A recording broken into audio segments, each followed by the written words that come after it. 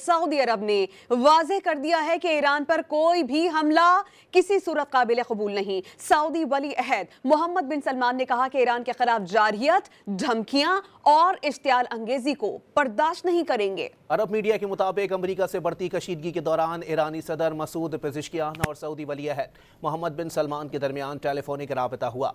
ईरानी सदर ने उसूली हिमायत पर सऊदी अरब और दीगर इस्लामी ममालिक से इजहार तशक्कुर किया। कहा, ईरान बैनुल-अक़वामी क़वानीन के फ्रेमवर्क के तहत मुमकिना जंग रोकने के किसी भी अमल का खैर मकदम करता है। ईरानी सदर ने सऊदी वली अहद से गुफ्तगू में उम्मत मुस्लिमा के इत्तेहाद पर जोर देते हुए कहा कि इस्लामी ममालिक का इत्तेहाद और हम आहंगी खित्ते में पायदार अमन, इस्तेहकाम और सलामती की ज़मानत है। सदर पेज़ेश्कियान ने वाज़ेह किया कि ईरान के खिलाफ अमरीकी धमकियां और नफ्सियाती ऑपरेशंस का मकसद खित्ते में सिक्योरिटी की सूरत हाल पैदा करना है।